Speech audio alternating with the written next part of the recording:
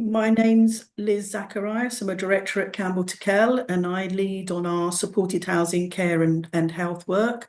I'd like to welcome you to the webinar this morning on the future of older people's housing and how do we develop the housing that's needed.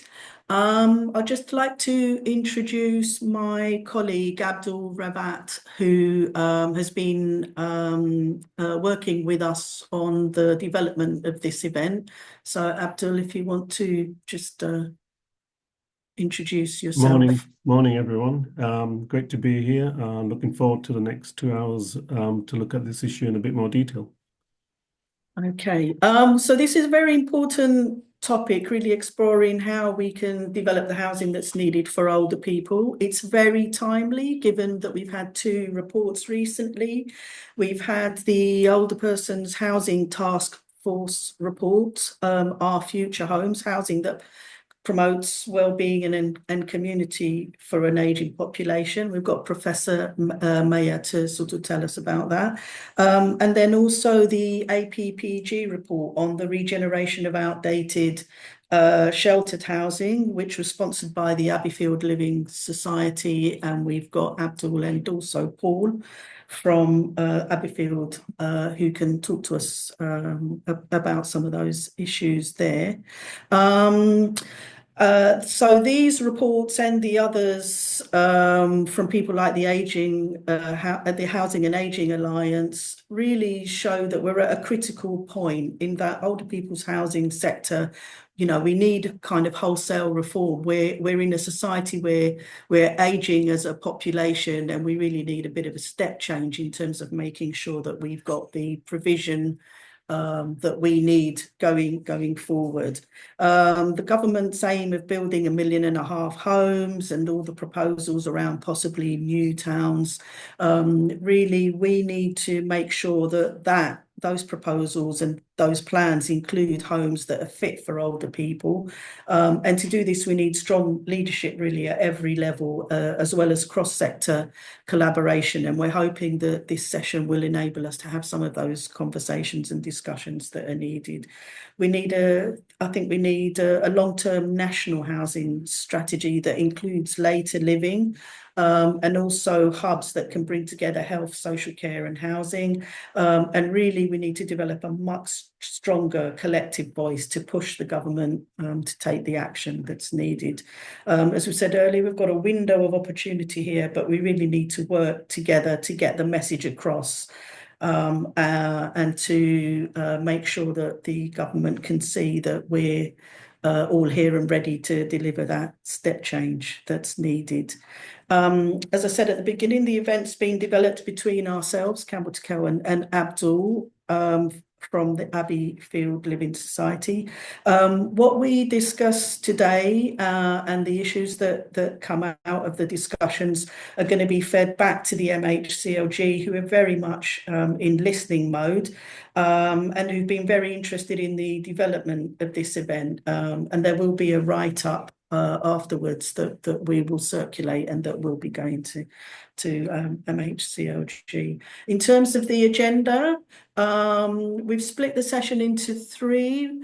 The first session will talk about supply and how we can increase the supply and the number of providers that are actually engaged in the delivery of new affordable older persons housing, and also how we protect the existing stock that we've got, albeit that some of it may not be fit for purpose. How do we make sure that it becomes fit for purpose, or how do we look at some of those issues?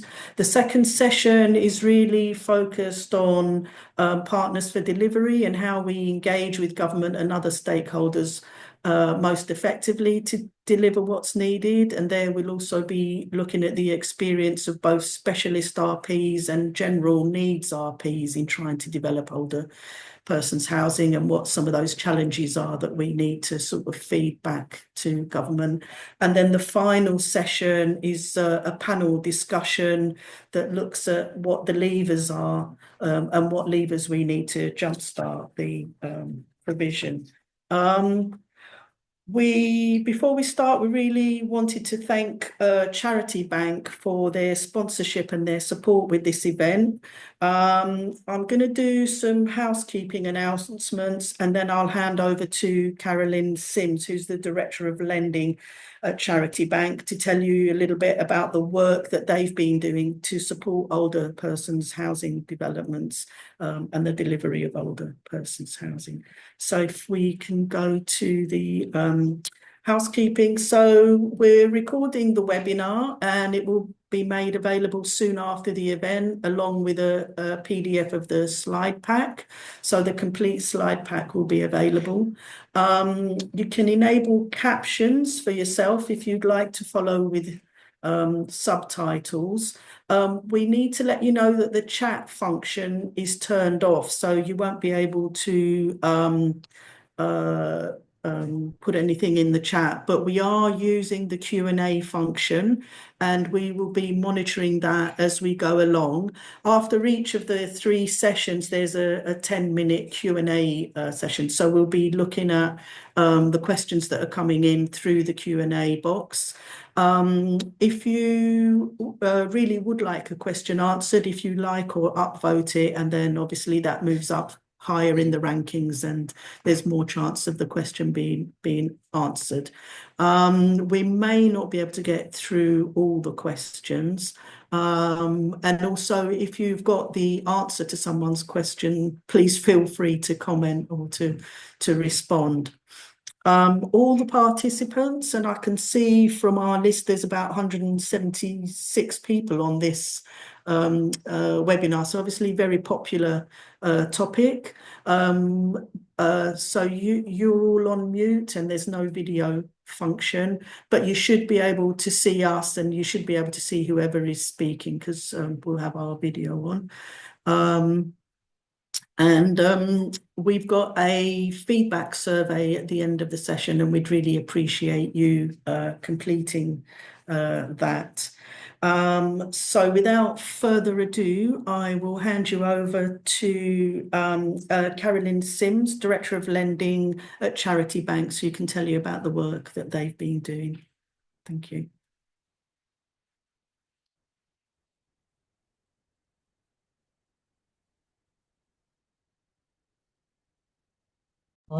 Sorry, I was on mute. Good morning, everybody. We're delighted to be sponsoring this conference. It's a really important area of work for us, and it is also to me personally as well. In my day job, I'm the Director of Impact Lending at Charity Bank, but I'm also a trustee of 2 almshouses providing accommodation for the elderly. And with one of the organisations I'm leading on our quest to become a registered provider, we have a planning application in for 97 new homes. And so we're really hoping that we're going to move forward in providing new housing. So I see it on both sides of the fence. Next slide, please. So really, why have we got such an interest in housing for the older people? Charity Bank is the loans and savings bank for charities and not-for-profit organisations. We basically take money in from anyone who's kind enough to place money on deposit, and we lend that money out. But we only lend where there is social impact. And housing for the elderly is one of our largest areas of activity. We fund a wide variety of organisations providing affordable and decent homes, from registered providers to abbey fields, almshouses, community land trusts. So across the piece, so we are very actively involved in the sector, and I'll come on and talk about a couple of our projects. So our vision, as it says here, is a society that fosters vibrant communities and a healthy planet. And we really believe that the starting point is to have decent and affordable housing. Since our inception, we've made more than £400 million of loans, over 1,100. And all of our shareholders are charitable trusts and not-for-profit organisations. Next slide, please. So this just gives you an idea of who our shareholders are. It says Big Society Capital. In fact, it's Better Society Capital now.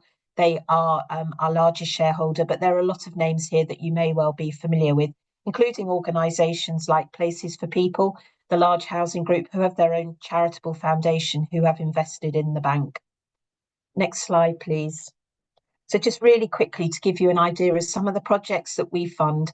Lawrence Sheriff Almshouses is a really nice organisation operating in Rugby. They've had a turbulent history, not helped by a previous clerk, but they have 11 units of much needed accommodation for older men in Rugby. The property really needed refurbishment. It's in a terrible state. And so we lent them £450,000 in total, and we gave them a £60,000 grant under our Green Loan Fund. And they are now just finishing 11 beautiful units of fully modernised and refurbished accommodation. Abbeyfield South Downs, one of our larger loans, we lent them 7.6 million in total to enable them to develop a 48 new unit scheme. Some of the units were sold to reduce the debt level, and we've ended up with a 4 million long-term loan. Sutton Housing Society, another one of our larger borrowers, we've lent them £5 million in various stages over the years for refurbishment and for new build. Next slide, please. Abbeyfield, Buckland, Monacorum, they're one of our smaller borrowers. They are on site at the moment. We are lending them £600,000 to enable them to build a 5-unit extension on their site down in Devon. Norwich Housing Society, another one of our smaller borrowers, they've borrowed £480,000 from us in total. We've lent that to them over 3 different loans to enable them to purchase existing or new build accommodation and also to build some of their own as well. And then Abbeyfield, the Dales, that was an £8.5 million loan to enable them to purchase accommodation from what was formerly known as the Abbeyfield Society. Next slide, please. So hopefully those very quick details will show that we are a committed partner. We really do want to do more in this space. We are a social sector specialist. It's all we do. We don't lend anywhere else. We will only lend where there is social impact. We believe we're patient and supportive. With smaller organisations, we're often talking to them for 2 or 3 years, even longer, before they actually borrow from us. And our loans are tailored to what you need. We don't have bespoke products that you've got to fit within. We talk to organisations, we understand what it is you're trying to do, and then we come up with a structure that will meet your needs. Next slide, please. And then there's me, there's my contact details. If any of you want to catch up with me offline, then please do get in touch. I'd be very happy to talk to you, even if you've just got ideas and you want to talk them through. Thank you. Great, Caroline. Thanks for that, and once again, thank you for your support in this event. So we're going to move on swiftly onto the first session, and we've got 4 great speakers. And as Liz said earlier, we're going to talk about how can we increase the supply and number of providers engaged in the delivery of new affordable older persons housing and protect the very existing stock, the rare commodity that we've got. So what better way to start than to ask Professor Julian Mayer to set the scene for older people's housing and issues that we are facing as part of her work as chair of the Older Persons Task Force. So Professor Mayer, over to you. Thank you, and good morning, everybody. I'm delighted that you've invited me to give you an update on the Older People's Housing Task Force work. My role is to set the scene for today for older people's housing, highlight some of the issues we are facing, what the task force found and what needs to happen next. So as many of you will know, the report was handed in the day before the election, and it in essence went into a black hole, and we were absolutely delighted when the new government published it in November. So we're now focused on sharing the findings and influencing the uptake of recommendations. And we've had the National Planning Policy Framework where older people's housing wasn't much mentioned, but we are optimistic and looking forward to the National Housing Strategy and the National Planning Practice Guidance. And we're delighted that we were invited to talk with the civil servants who are writing the drafts of both. But it's very clear that the focus is on supply and of 1.5 million new homes and first-time buyers. And that's why I think we need to change the language and be talking, as we did in the report, about a housing strategy for an ageing population rather than perhaps older people.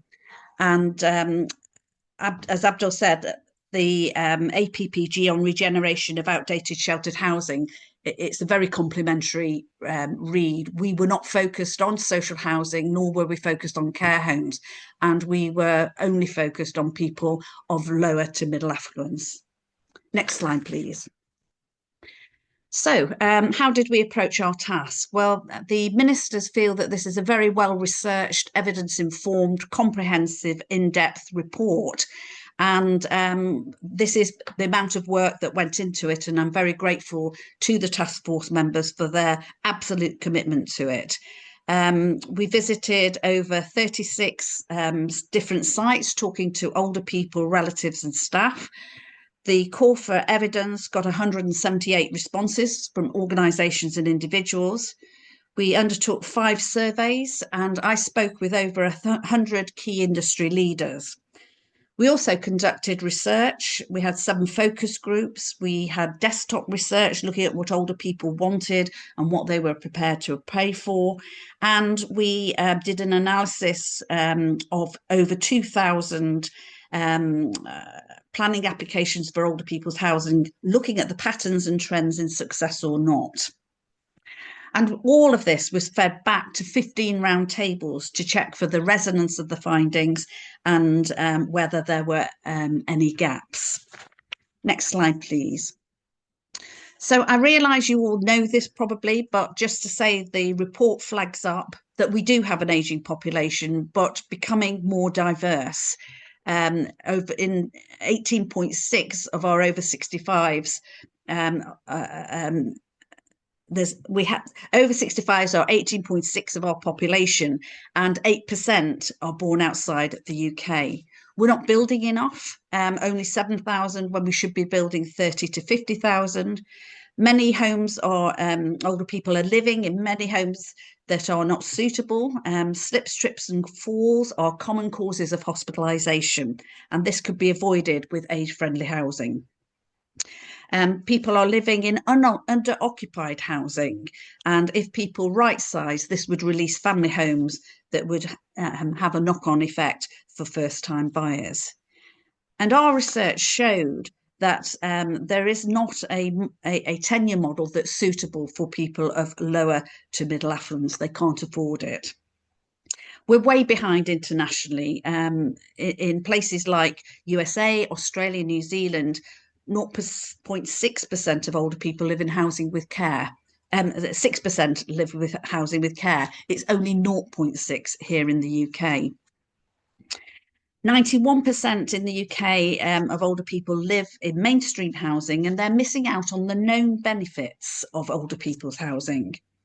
And if we had a more preventative approach, we would also not just enhance their well-being and decrease loneliness, but also save costs for the public purse. The Centre for Better Ageing and BRE have estimated that we could be saving 330 million a year from avoidable hospital admission.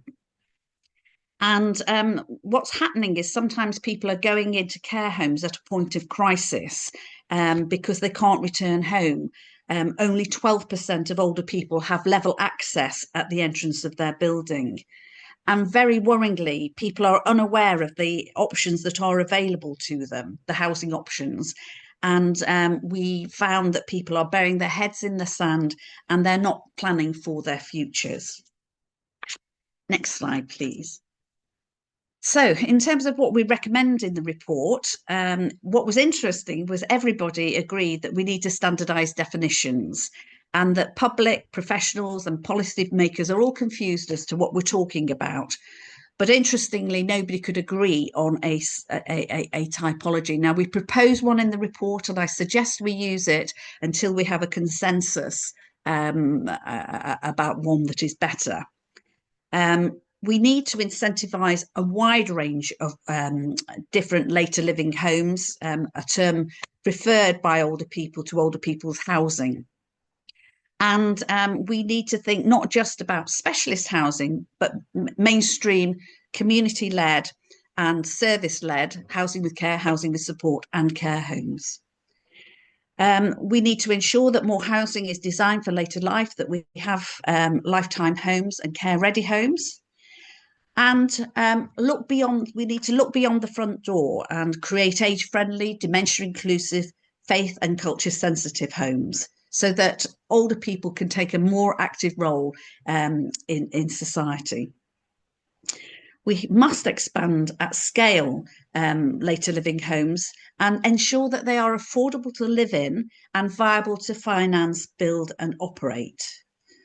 We all know there are problems with the planning system, and we have to strengthen planning policies with a policy presumption in favour of later living homes.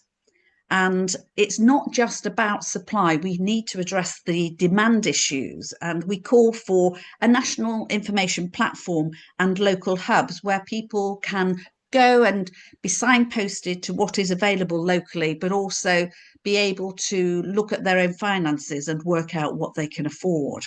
2 minutes, Professor. We also need to build consumer confidence and help professionalise the sector by enhancing innovation, research and professional development. And to do all of this, we absolutely have to create collective leadership to drive change. And in the report, we've called for a housing strategy for an ageing population, and for a joint unit, perhaps an office for an ageing population that enables the work between the Ministry of Housing, Communities and Local Government and Department of Health and Social Care to continue.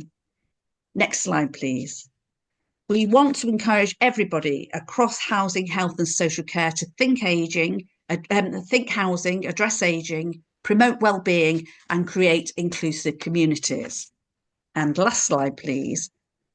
We have to be able to think about the missions that government has set us, and I believe that we will kickstart economic growth by rebuilding Britain for an ageing population. In terms of clean energy, by modernising old homes and building new, we will make a contribution. We must take back our streets for older people, making them safe, age-friendly and inclusive. And I think we will ensure there's no glass ceiling for the ambitions of younger people by creating new jobs in housing, health and social care, and help regenerate local communities. And finally, building an NHS fit for the future. Connected communities will reduce the costs for the NHS and the need for social care. So I believe this report not just tells us what we need to do, but also how to do it, to take the sector, which probably is functioning more as a cottage industry, and bring it into the mainstream. Thank you. Well, thank you, Professor Mayor, for setting that scene on what is a comprehensive programme of work. Interesting enough, it was started with the last government and it was released by this new government. So we're at a very interesting stage in terms of what happens next. Now, I don't know how you're going to follow this, Miranda, but I'm sure you'll try. So over to you, Miranda, who is from Homes England. I'll do my best, but it's always a tough one to follow. I've done it a couple of times now. So I'm Miranda Foster. I'm the head of affordable programs and products at Homes England. I thought I'd start a little talking about who Homes England are, and then talk about how we can support with your ambitions to increase supply, because it's very much our ambition as well. We're the government's housing and regeneration agency, so we work on behalf of MHCLG. We're a national agency with a local focus, so really working with local governments, local partners to deliver what's needed in particular places. We have a real drive to increase supply more generally of good quality homes, as well as specialist older people and other specialist homes. And I think it's recognising the wider ecosystem of making sure that there are homes which allow people to age in place if they desire to do so for as long as possible, and very much talks to making sure that everyone has a decent place, a decent community to live in. The Homes England part that I work in is affordable housing, but that's not all by any means even all of what Homes England do. We work with lots of market housing in terms of doing things such as land assembly, acting as a master developer, infrastructure funding to make projects happen. We sell other government land through our land hub, including smaller sites, which are sometimes used for specialist housing.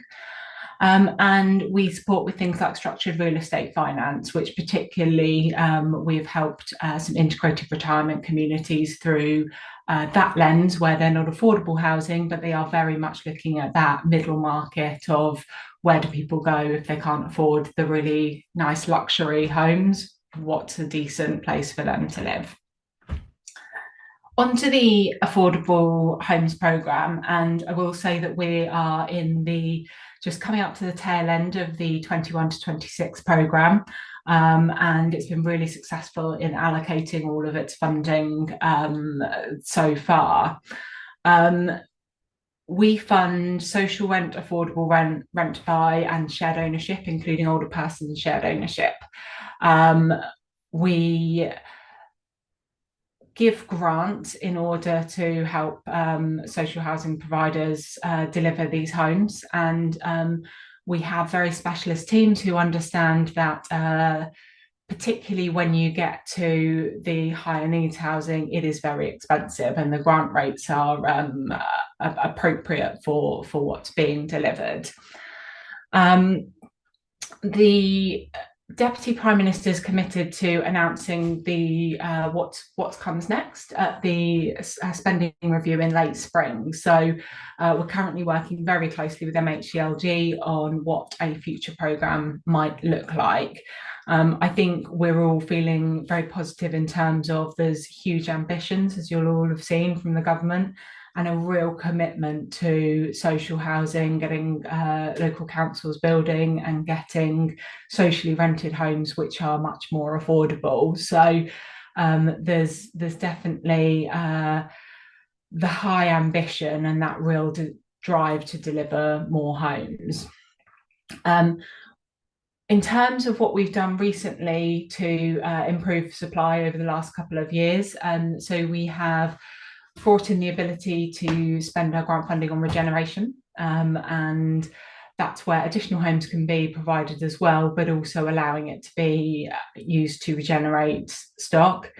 And we've also brought in a permitted use for recycled capital grant funding, so the grant that's coming back into use to be used for fire safety works and decarbonisation work, energy efficient improvements. So we've seen that be very popular with some providers who are then able to look at their existing stock and that decarbonisation side of things, which just makes it much more affordable for people to actually live in those homes. And the last thing I wanted to talk to you that we are doing is research. So Homes England have published a collection of research papers, and it's part of a quite extensive programme which is going to allow us to capture and demonstrate the full social value delivered through housing, not just social housing, but all housing and regeneration activities as well. So why this is important is I think all of us in this room know that it's important, it has cost savings, it has well-being impacts, but we need to be able to evidence those in order to justify the money that we're spending, because obviously public money is a finite resource, and we need to be able to show that we're making an impact with it, particularly if you're going to the Treasury and asking for more money for a new programme, for example. It's really essential that you can say, for every £1 you're investing in us, we're delivering this many pounds back to you. So there's already a bit of a basis for that, but we want to really delve into all of the things which aren't quantifiable as per the Green Book, which is their rule book on what they take and what they don't. How do we put pounds values against them, which we can then use to say, look, yes, this type of housing is really expensive to deliver, but it is delivering these benefits to society as well. So of note, for, I suppose, this topic, one of the first ones we did was on placemaking impacts of housing-led regeneration. So that looks at how regeneration benefits not just the places being regenerated, but also the communities surrounding them, and that enhanced benefit that spreads across them. And then last year, we published our Wellbeing and Fiscal Impacts of Housing for Older People report. So this was looking at how do you put a pounds figure on the wellbeing benefit that we all know exists by moving somebody out of accommodation that isn't suitable for them into something that suits their needs. 1 minute. Oh, I thought I was doing so well. So I'll rush through this last bit then. We split that type of housing, as Julianne referred to, in the typology is always difficult. We did this with age-restricted general market housing, retirement living, or sheltered housing, and then extra care housing, so housing with care attached to it. And what we've been able to do is look at how much the well-being is saving the public purse, I guess. So just to give an example of this, and we can share the report, it's published on our website, but somebody moving from standard housing to a retirement living community, the central scenario, it's over £5,000 a year per person per annum. And we also did research looking at the existing research of how we could look at the savings to the NHS. So there are fiscal benefits, but they're not necessarily cash releasing ones. But that showed, for example, that typology C, so our extra care housing, in the reduction of delayed discharge from holiday and hospitals and GP visits saves around £1,800 per person per year. I will end there, but feel free to put any questions in the chat. Hey, Miranda, thank you. I mean, I appreciate that there's a lot going on for the agency in the run-up to the new programme, and no doubt we'll pick up some of these issues as we go along. So I suppose, Susanna Young from the NHF, I'm sure you've got all the policy answers, for the government and for Homes England in terms of how we increase supplies, bearing in mind that as a trade body for all housing associations, you would say that, wouldn't you? So let's hear from you. Thanks, Abdul. I wish I did have all the answers, but I will do my best. And thank you very much for the invitation to speak this morning. So good morning, everyone. I'm Susanna Young. I'm a policy leader at the National Housing Federation. My work focuses on policy around older people's housing and supported housing, and also homelessness. I work in partnership with colleagues who work on supply and finance policy, and I think it's important to see, or interesting to see, what I'm going to be saying in the light of those two areas, because the kind of crossover between supply and also kind of funding for support is very important in delivering housing appropriate for an ageing population. So a word on the NHF. So we are the trade body for housing associations in England. Our members deliver around 2.5 million affordable homes and services for around 6 million people. For older people, that includes retirement communities, age-specific housing, so usually for over 55s or 65, culturally appropriate housing for older groups, as we have heard. Our ageing population is becoming increasingly diverse as well.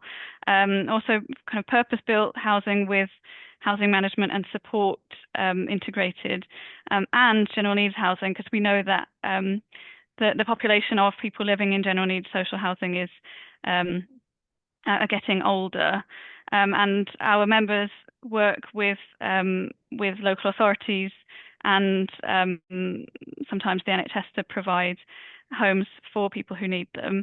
In terms of numbers, so housing associations deliver over 260,000 homes for older people. with support. In general needs homes, the English Housing Survey found that around 47% of housing association tenants are aged 55 and above, as I was kind of saying about general needs population ageing. 14% of shared owners are over 50.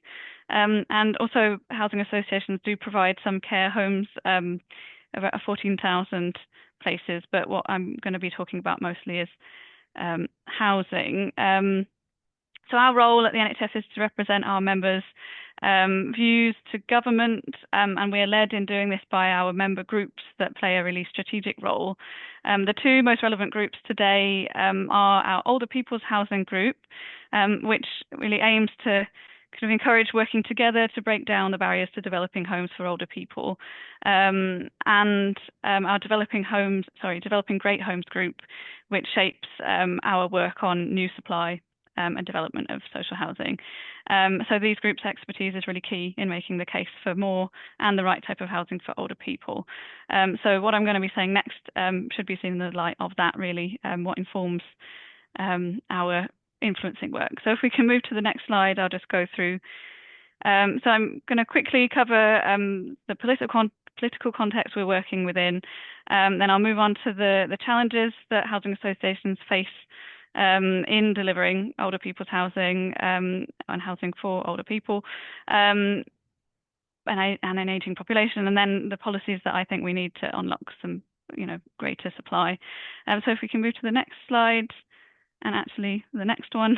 So the political context, I won't go into too much detail because we have heard from the two previous speakers, but suffice to say, we do have a government that is committed to change and kind of delivering more homes, including social homes.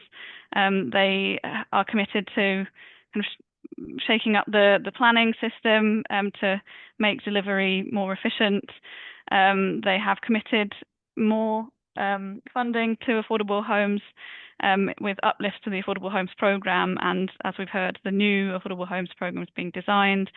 There is a programme of building new towns as well to kind of meet the needs of an increasing population, and we are kind of waiting for the announcement in the comprehensive spending review in June as to kind of how much funding will be available to deliver these various things.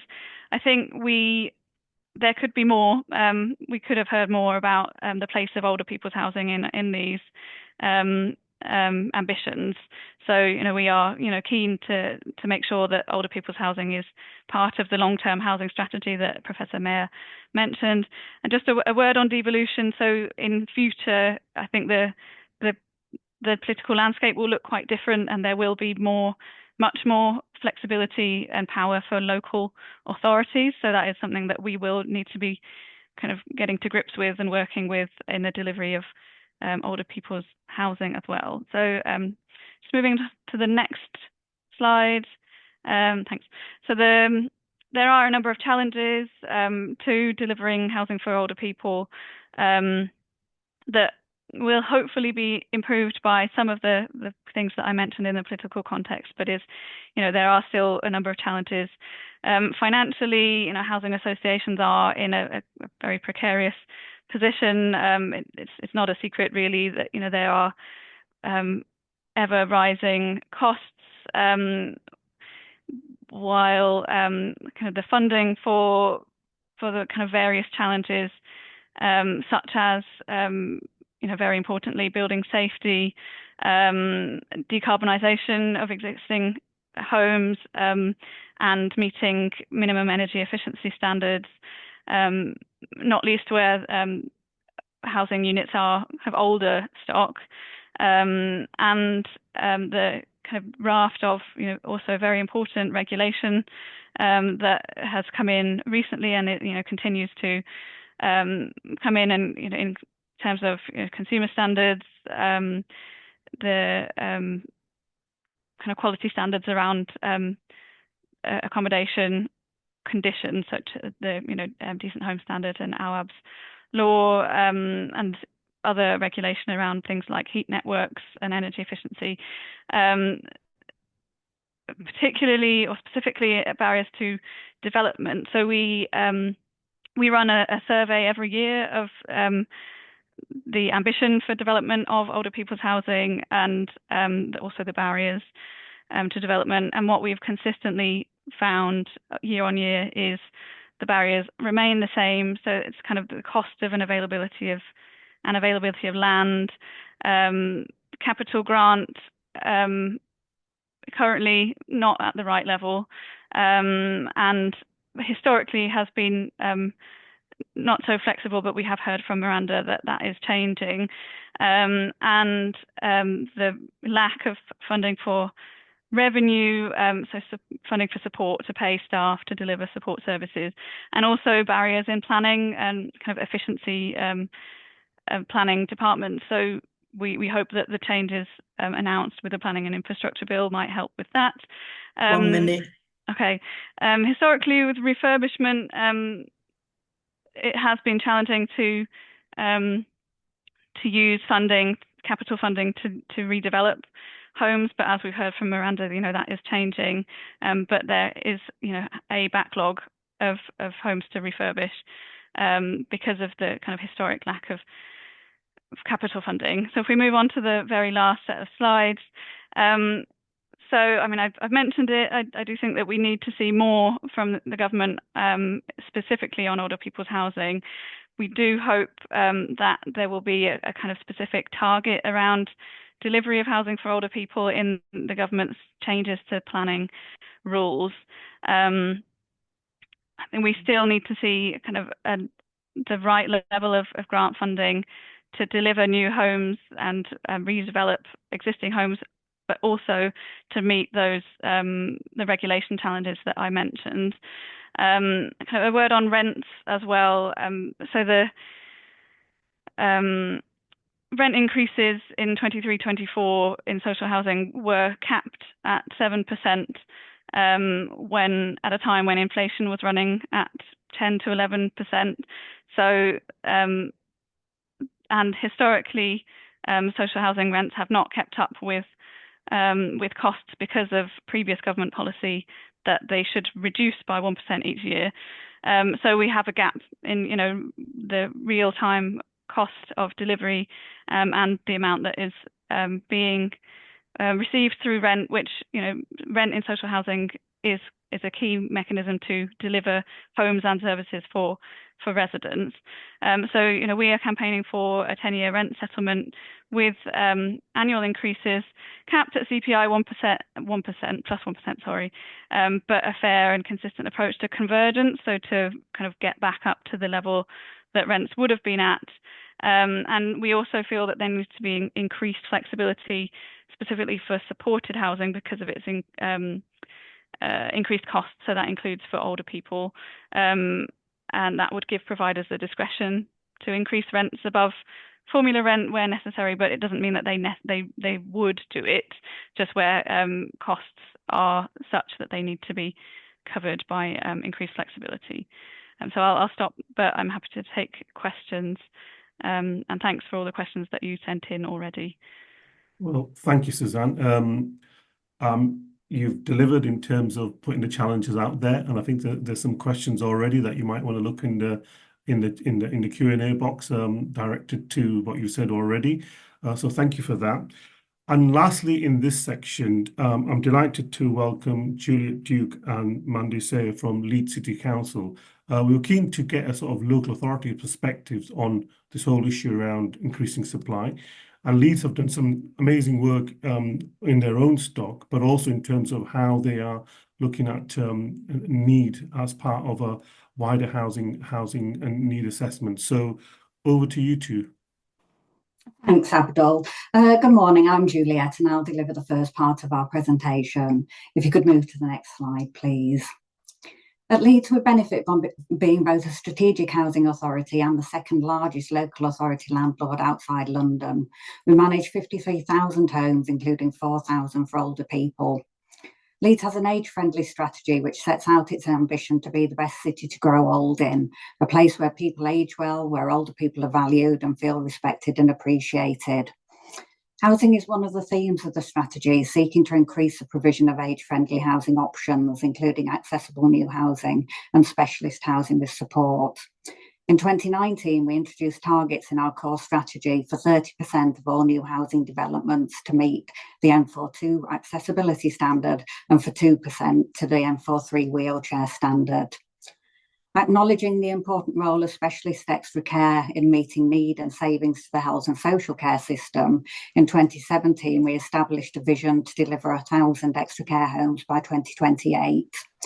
Working with partners, 5 extra care schemes have opened in the city since December 2021, providing a much needed 324 units of social housing and relieving the pressured adult social care budget by an estimated £2.5 million a year. However, it hasn't come without the challenges of selling land at less than best, key contractors stepping away from development, and significant viability considerations. There's no sign of the challenges easing as the council starts its 3rd new scheme. However, as you can see from the screen, we have some super schemes that we're very proud of. If you could move to the next slide, please. As a local authority landlord, we know the social value that sheltered housing plays in terms of reduction in admission to hospitals, falls prevention and reduced loneliness.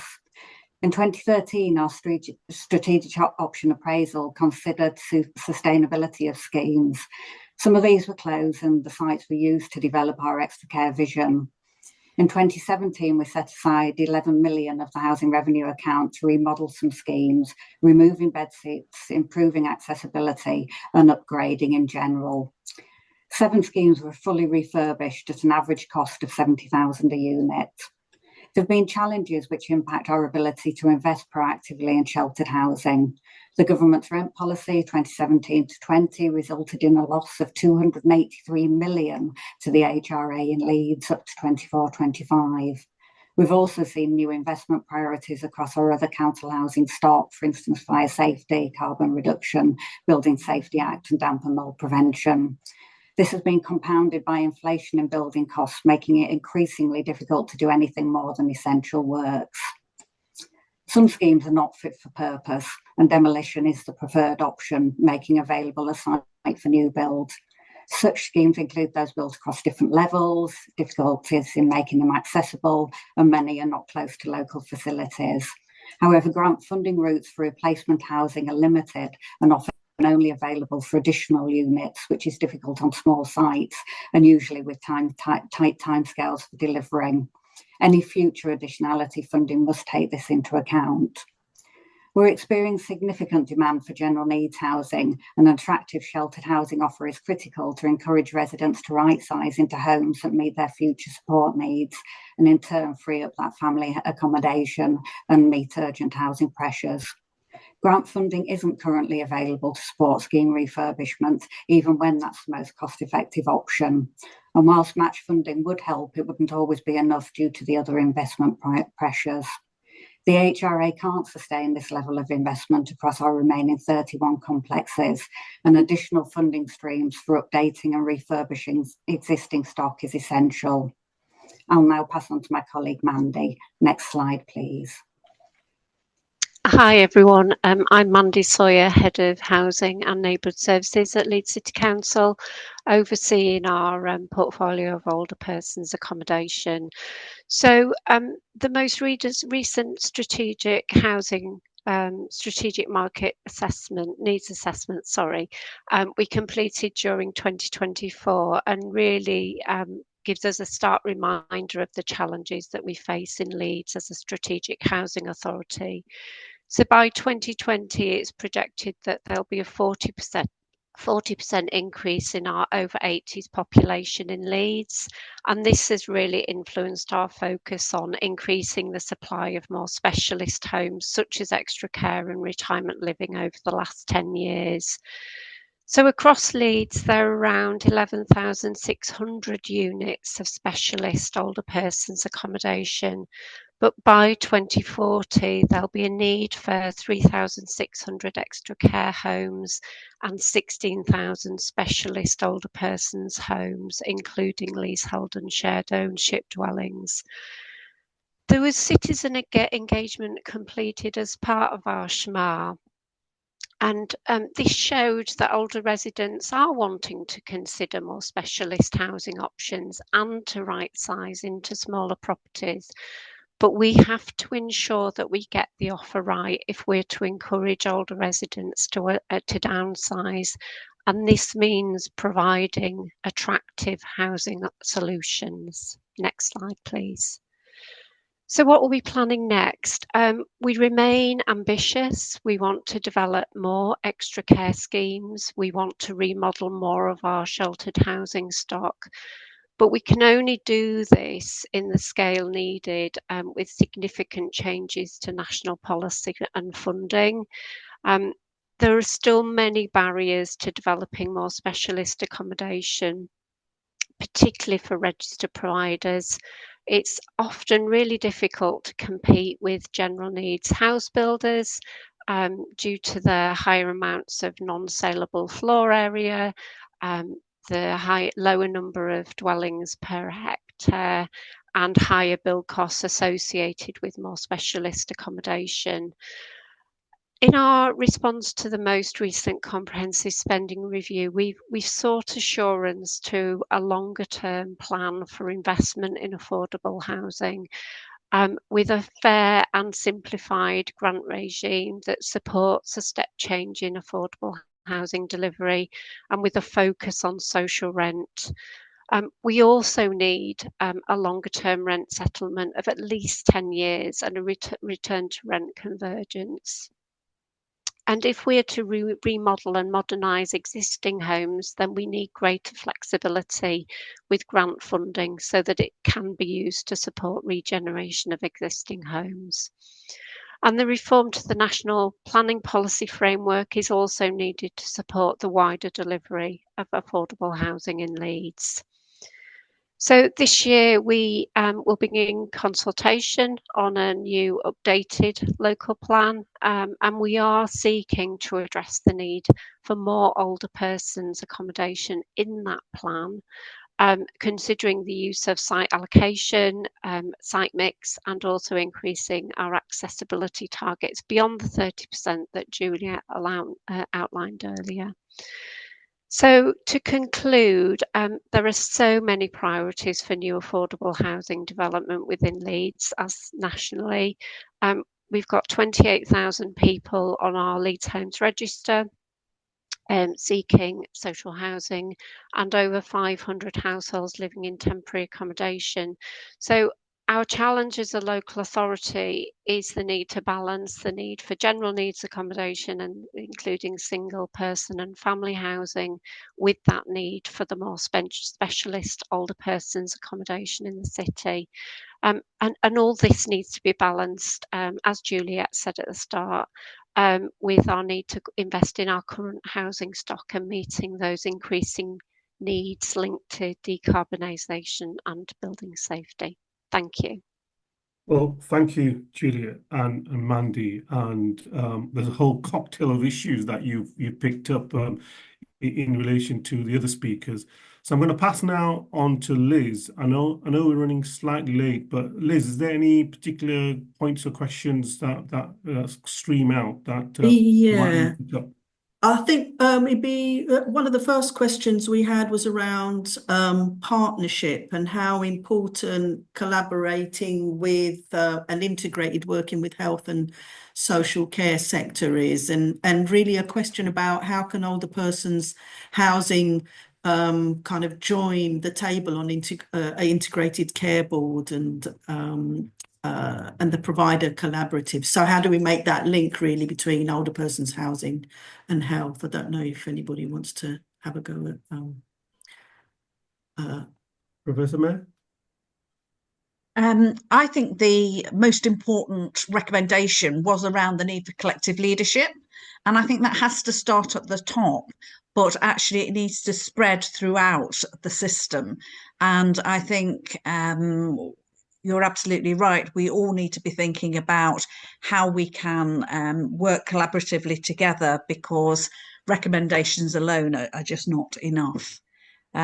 So yes, I hope very much that people are acting on the recommendations, and I know that a learning network is being proposed to share good practice across the sector. But I'm hoping that the government will lead the way by demonstrating better partnership working themselves across housing, health and social care.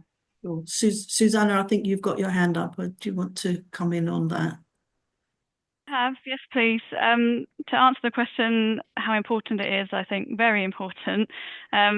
Previous research has shown that specialist housing for older people prevents hospital admission, also helps people to kind of regain their health and well-being after a stay in hospital. It prevents slips, trips and falls, kind of combats loneliness, and all of these things are important for people's health and well-being. So I think part of the argument is to say to ICBs that kind of working with this type of housing is going to benefit them because it takes the pressure off the NHS. How to work in partnership, it is quite a complicated picture with the NHS because it's not one organisation, it's different trusts, so ambulance trusts, acute trusts, mental health trusts. So yeah, it's really kind of looking for which part of the NHS we think we should work with first of all. Perhaps look to those who have already done it for inspiration. But yeah, really important to make that case to the NHS. Paul, you've got your hand up. We'll just take a I agree with Professor May about we need to start with the leadership level, and with Susanna, that is a really important subject. But I also think that at individual localities, we need that mindset that chooses to work together, that seeks to work together, because it can be very frustrating. And the thing for me is always the opportunity cost that's been missed by not working together. I think we just need to be very clear about the value and the gain that can be had for everybody involved if we can just get that form of collaboration and cooperation. Okay, I'll just do one more question before we move on, which is around funding for community-led housing for smaller organisations, where the comments from Emma Walsh, who says that it's pretty much non-existent, and how does the panel envisage community-led housing, especially in smaller communities where economies of scale aren't feasible? How can that play a role within older persons' housing development? Don't know if anyone's got any thoughts on smaller scale community-led. Professor May, you got your hand up? Yeah. Again, community-led housing, co-housing, for example, needs our support. And I wonder if Miranda might have a comment in terms of Homes England, because listening to people who are promoting it, they're saying that they want to have the upfront funding, but they can pay it back once they've sold their own homes. So I don't think they're asking for very much, at least the ones I've spoken to. Miranda on the call. Yeah, we currently support through our affordable homes programme. We also have a self-commissioned homes unit that is looking sort of more widely into how Homes England could support it, but currently we will provide grant funding for affordable homes. What there isn't at the moment, which there has been historically, is revenue funding, and that's where we feel that the sticking point probably is that in order to get to a position to apply for grant funding, you've spent quite a bit of money already to have a site ready for it. So where we've seen as a success on this is where the community-led groups are working with larger providers and using their resources. They've got planning teams, they've got design teams, they understand how to navigate the system, whereas community-led groups initially don't necessarily have that side of things. So I think yes, there's affordable homes funding for it at the moment, but there isn't, sort of as there was historically, the community housing fund, which also supported pre-development costs. Okay. Great. If you don't mind, I'm going to close this part of the webinar to a close. Well, thank you for all the speakers for very enlightening and some challenging conundrums that we've got in terms of how we get older person housing positioned within government and within priorities in order to sort of transition our economy and our housing market to really take on board the fact that we've got a demographic time bomb. So thank you for that. And I'm going to pass over now to Liz to take on the next session. Yeah. Thanks, Abdul. So the three speakers we've got now, we're going to hear from two kind of specialist older persons providers, Housing 21 and Abbeyfield Living Society, and then also from Places for People with General Needs, provider that's really focused on older people's housing. So if I can invite Bruce to take us through his session, which is around, making the case for more specialist provision. Yeah, thank you very much, Liz. Thank you for everybody for hosting this session. So next slide, please. So I've been asked to make the case for more specialist provision, and I think the strongest case for more specialist provision comes from our ageing population. There are lots of statistics around the ageing population.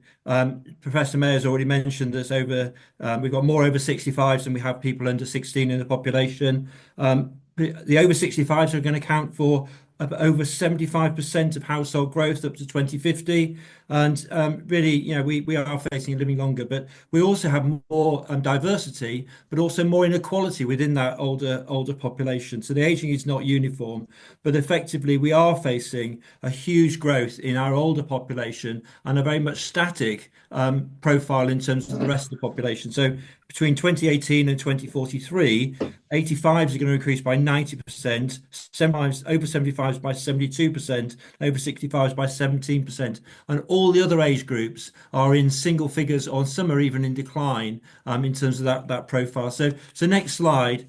And not only is there lots of statistics about the aging population, we've had lots of strategies as well that actually set out the imperative and the need for more housing and more provision for older people. The last Labour government had a national strategy for housing our aging society.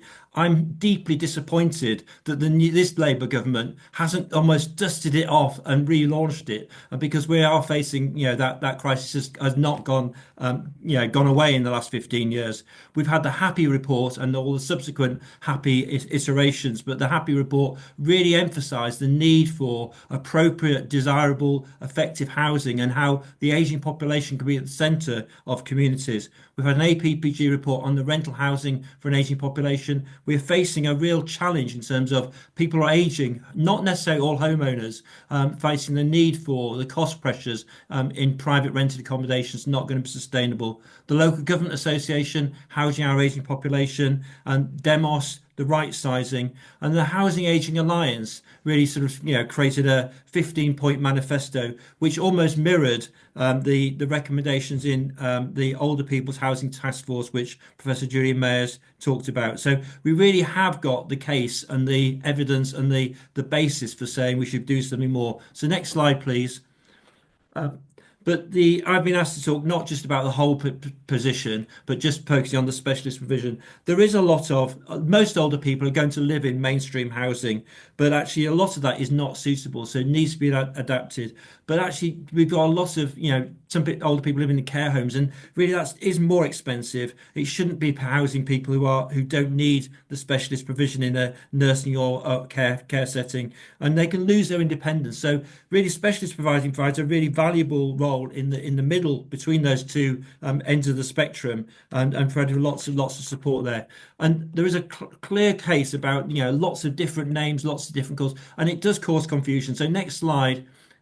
Is Housing 21, and we haven't got the answers to this. We have two forms of specialist provision. One we call retirement living, which in old money was what was called sheltered housing. We've got nearly 14,000 units of that. Average age 75.1 years, Average tenure has been going down to now about 5.9 years. So people are more acute in terms of their aging requirements, but it is an independent choice. So older provision, but independent, own apartment, a communal lounge, access to 24/7 call system, an on-site local manager, really important, but really effective there. And then extra care is the alternative in Housing 21's philosophy, an alternative to residential care, allows couples to stay together. It's got a care team based on site. It's also got a restaurant facility. The average cost per week, including a rent and service charge for retirement living, is £160 a week. And for our extra care, it's £260 a week. £260 a week sounds a lot of money, but actually when you compare that, so it's about £1,000 a month for extra care. When you compare the alternative of residential care, that's £1,000 a week. So it is a really good value proposition. But next slide is that the problem is there is just not enough of it. The provision we have in the country is just spread too thin. The Elderly Accommodation Council have done some, count up the level of provision they have. Some local authorities have got a woeful amount of older people's provision. Some have got a little bit, but never enough. And so rather than fighting about who's got which slice of the care, we just need to make the pie a lot bigger. We need more provision. We're just not building enough to cope with the older population. Providers like McCarthy Stone and Churchill are doing their bit in the private sector, but the older people in the not-for-profit sector, in the house association sector, is really struggling to do that. So the figures, next slide please, from Homes England show that since April 2021, we've built for older people just over 5,000 new units. That's simply not enough, under the various programs. The Homes England have promised in the past 10% allocation for older people or older people in supported housing. That's now in their new philosophy 5 to 10%. So we're losing that extra commitment that is so important, saying there's grant there and that's going to drive that provision in terms of so we should be demanding at least 10% provision for older people. But the striking thing is that actually it's all provided under continuing market engagement, and the big strategic partners are not really engaging in that delivery of specialist accommodation. Housing 21's position, next slide please, is that we are a big player. We are very much committed to this. So of those two programs, we're providing just over 20%, nearly 22.5% of all that older people's provision that's been provided in the affordable sector. And we've got lots more developments, 90 new developments on site in terms of new provision there. So we've got 19 developments, 940 properties. Our goal is to build at least 400 properties per annum. But Professor Mayer did say in her presentation, it's still a cottage industry. And I think the danger, until it stops being a cottage industry, where just a few providers providing bits and pieces under continuing market engagement, we won't get the provision that we need. And just next slide. And the provision is needed everywhere. We are building both retirement living and extra care. 10 years ago, we were only building extra care, but there's a real need and recognition, the need for retirement living as well as extra care. The dots on there, as the yellows are in our pipeline and the pinks are on site. So, and the blues are the existing provision. But we're building about 50-50 now in terms of retirement living and extra care. But we're building right across the country, as those dots show, because there's a need absolutely everywhere for that new provision. But next slide. But there are lots and lots of challenges. It isn't easy. And I think the reasons why some of the bigger providers are moving away is the competition for land. Why older people's provision needs the same amount of land, if not more. The financial viability, their extra costs and the profit margins on older people's provision is much lower than for general needs housing. You've got the financial metrics that we're all assessed against. Well, if you've added in the service charges and any care costs that are provided on top of that, you're diluting your overall profit margin, your overall return, which makes you look less financially viable. Affordability of residents is always going to be a challenge as well. So the costs of those extra extra services and they're provided for. Net zero agenda, adds extra cost, but actually it's also important that to make sure that the net zero solutions we find are suitable for older people. And then recruitment, people, we have local managers on site or care staff, and the national insurance and the other people intensive costs there are really strong. So we're facing a lot more operational risks, a lower profit margin. You can see why some of the bigger providers are exiting, and that's why Housing 21's been able to acquire stock from Notting Hill Genesis, Clarion, Midland Heart, Hyde, Your Housing Group and others, because those big providers are actually not seeing us as their future. So what do we need to address it? The next slide, please. Bruce, 1 minute. That's perfect, Annabelle. Thank you. So what we need to do is really have a commitment to having more capital grant funding. Specialist housing does cost more. We need to have that pledge for at least 10% of the programme to make sure we be able to do that. We need care funding and care service funding to be absolutely underpinned. We are vulnerable in terms of the cost of that, the people services that support that process. I'll talk about older people shared ownership in just my last slide, but also planning for rent and future workforce, real challenges we face. So until we get that, until we wake up and smell the coffee, we are going to be toast in terms of this sector if we're not careful. So we do really need a clear strategic direction of where we're going. And then my final point is we've got the older people shared ownership offer and the APPG looks at this a couple of years ago, is really just not fit for purpose. It is not a suitable product. It has a cliff edge of financial vulnerability. And so until that's sorted out, until those things, what we should be doing is having help people of modest means, a slope rather than a step, is that we're going to focus on shared ownership, so rented accommodation only. And so that is a missed opportunity, I believe, for the sector as well. I'll stop there because I'll run out of time, but happy to answer questions in due course. Thank you.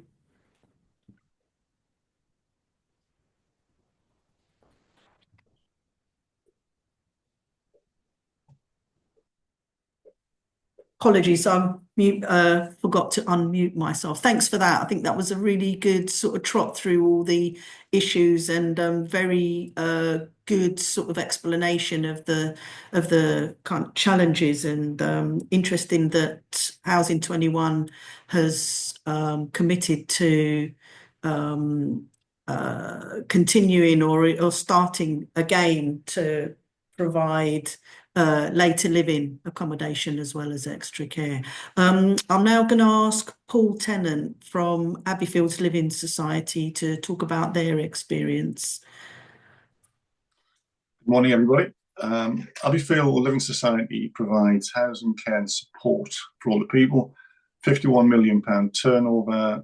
The support includes retirement housing through to care homes and through to high-end dementia care, so a broad range of services. Next slide, please.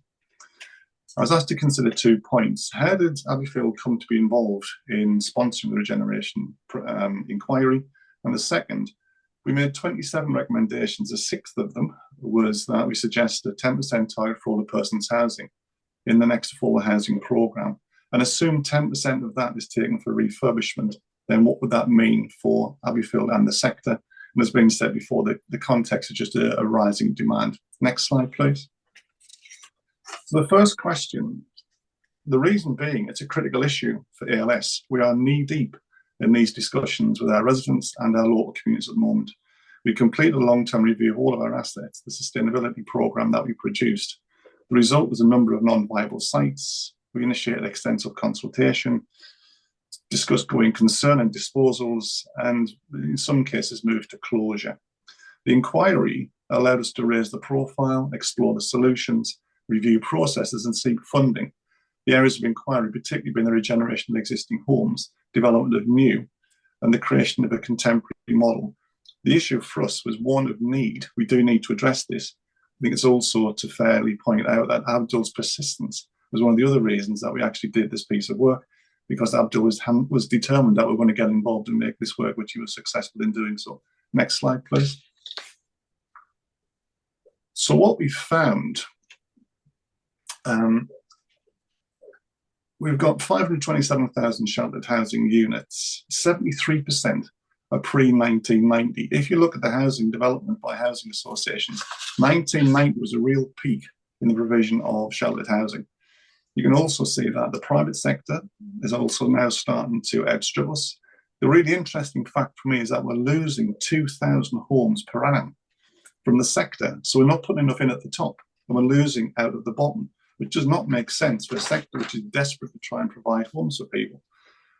The top right, you can see that there's issues with stock, whichever way we look at it. The sell-by date of the stock is running out, the challenge of standards, the regeneration focus now by Homes England is really helpful. But there's also fewer providers. It's a real concern that people are moving out of the market. But the one thing I'd really highlight at the bottom right-hand corner, remember the people. There are people living in these homes. We've got to understand how we help support and assist residents now and into the future in their existing accommodation. Next slide, please. So what we found, we had some brilliant contributions provided, including Leeds City Council as one of those examples, really effective examples and great insight. What it showed, there's a range of solutions being developed by people. It also highlighted, as you can see down the left, the standards need to rise and should rise. And we saw some really good examples of what that's doing. But again, when you're doing the work, refurbishing existing schemes, remember the people, work around the residents. How does that impact on them? What does it mean to them? What engagement, what conversations do you have? And what we also found, as Professor Mayer identified, there's a real opportunity to develop culturally appropriate solutions. There's a whole range of issues there, but I think what you can see is a real opportunity to do something slightly different, consider people as individuals, consider groups, and see what that looks like as organisations do develop into the future. The next slide, please. The second question was trying to understand the impact of the pot. We presumed, if you took an example, that we had the same affordable programme as we had in 21 to 26. We hope that we won't have that same figure, we'll have a higher figure. We made an assumption for the cost of development, and then we made an assumption about what that programme would be. A third of the AHP would give us 383 million to spend on refurb, 766 to spend on new supply. They're only approximate numbers, but we're just trying to give you an idea what this would mean for the sector. The pot would therefore contribute around about 13,000 homes over 5 years for new build, assuming a £60,000 grant rate. Providers would also then need to raise borrowing, which is the key issue, which I think has been touched on a couple of times. Fraught with challenges, challenge of demands on other resources, interest rates, the whole range of issues. But it gives you an idea of the challenge, the opportunity that's available to us. There's an awful lot of challenges that will go with that and risk for organisation. The one thing I'm mindful of, go back to the point about we are losing 2,000 homes a year currently. So if we don't stop that problem, we're continually losing homes as well as bringing new in. So we only ever end up with a net position. And again, that's a real concern. Again, it goes back to Bruce's point, too few, too thin. It does also mean that the investment coming through only meets a small percentage of the increase in demand that's coming through from older people, and it doesn't change a significant amount of our stock overall. That process of redeveloping all stock will take a huge amount of time, a huge amount of resource. This money will help, but it's not going to make a significant difference to how we move forward. Next slide, please. If you look at existing properties, again, we did a similar exercise to try and assess broadly what we think the average grant rate would be and the investment would be with the 383 million. It's around about 7,500 refurbs. Again, average loss to the sector. It does mean that we're probably existing stock of 1.5% to be refurbished. Again, it's not creating a huge change to the environment that we're in. So the money itself helps, but we end up going back to that same point about we're not seeing a game changer. And I think that point about what will jumpstart the situation, I don't see anything will jumpstart the situation at the moment. What we have is a very difficult environment that we're all trying to work within. But I think that idea of a national strategy will make such a difference to how we move forward. Next slide, please. So in practice, what's the impact? Well, for ALS, we could have retained 500 rooms if we'd had a further £25 million of funding, broadly 50,000 a unit. Because we didn't have that funding, we've been through a closure programme for the last 15 months, which is a very, very difficult situation for all concerned. It's the last thing we want to do, but it's something the organisations have to do because of circumstances. Replace or build, we could probably do under 500 with a grant of 30 million, but again, we'd have to refinance to the tune of 34 million. But again, that puts a lot of cost and pressure on the organisation. New funds in RCGF will make things go further, but again, as has been touched on before, planning and other issues can make life difficult. And I think the complexities can make schemes very difficult to try and get them delivered quickly, which is important.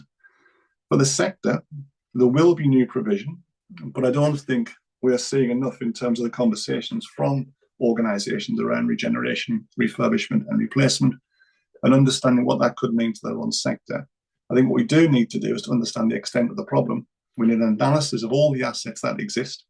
We need to consider options for those assets. And I think we do need a strategy across the sector, not just a national housing strategy. The sector should seriously consider a strategy to draw its resources together and its messages together to ensure that whilst we're asking for government to do something nationally, we also respond ourselves and collectively look to see what we can do to try and make sure we bring together all of our thinking, our resources and the opportunities to see what that could do for the sector going forward. Last slide, please. I think the broad conclusion for me is use what we have and push for more. I think it's always important to remember the value of later living. I think regen, refurb are important and do give us a real opportunity to create contemporary homes and a new market going forward. I think design could be key in terms of meeting regulated standards, service standards, but also changing the perception, the dynamic of what the accommodation is. I think at times people won't move in until they have to. How do you make this a conscious choice and encourage people to move? I think homes can be tailored much more effectively, as has been touched on before, particularly around culture. And I think the point about branding, so we have a very common, clear name, I think that will also make such a difference going forward. As I mentioned before, we did make 27 recommendations. We went out to 3 partners in particular, the government departments, and made suggestions there, the local government in terms of what they could do, but also the social and private landlords and providers to get them to think about this situation as well.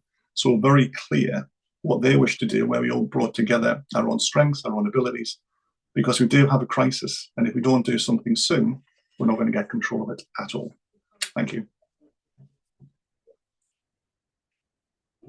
Okay, thanks, Paul. That's been great. I really liked the sort of worked example with the figures, really. I think that kind of shows what the sort of gaps are and what the issues are quite sort of starkly. We are just to say that we have been trying to answer some of the questions, and thanks to my colleagues on the panel that have been diligently responding to the questions. And we'll come back to some of them at the end of this session. But next, I'd like to hand over to Christine Candlish, who's the Acting Director of Living Plus at Places for People group. And we've invited Places for People because they unusually quite well sort of focused on older people's housing as a general needs association. And we wanted to hear from Christine about reasons why and how they've gone about actually engaging with these issues as a larger general needs provider. So I'll hand over to you, Christine. Thank you, Liz, and thank you very much for having me. Next slide, please. So I'm going to talk a little bit today, just really quickly, about how Places for People comes at this as a general needs provider rather than a specialist provider, what our challenges are, how we make some of those decisions about what we focus on and what we don't focus on, and a couple of case studies about where we've done some kind of refurbishment works and repurposing works. And then again, what needs to change. Next slide, please. Just a little bit more about Places for People for those of you that don't know. Places for People is very large. It's very complex. It owns and manages across England and Scotland about 245,000 homes, and about 75,000 of those are social homes, affordable homes, the affordable business, which includes supported housing, older people's housing, the whole supported gamut, really. Big focus on delivering new homes as well. So 1,750 homes that were delivered last year, and a huge we have a whole kind of business called Places Impact, which looks at how we generate social value. And I'll come on and talk a little bit more about that in a while in the context of this. Next slide, please. And Living Plus is Places for People's supported housing arm. And we have a focus on supported housing, what we call specialist landlord properties, which may be built in conjunction with third-party providers. And also we've got some Ofsted registered services for young people alongside what we call our, as Housing 21 do, our retirement living, the traditional sheltered housing properties. And we've got a number of extra care schemes and a big pipeline of extra care schemes as well. Next slide, please. I won't go through these figures because everyone's kind of mentioned them, but I suppose from our point of view as a general needs provider, we appreciate that the demand for housing in later life is growing, but that much of the stock that we have today isn't fit for purpose. So the questions we're always asking ourselves is whether we refurbish, we repurpose, or whether we look at replacing, and those kind of thought process in terms of how we make those decisions. Next slide, please. Our challenges in terms of doing this, well, people have already talked about the outdated stock. Much of Places for People's stock, retirement living stock, was built between the 1960s and the 1980s.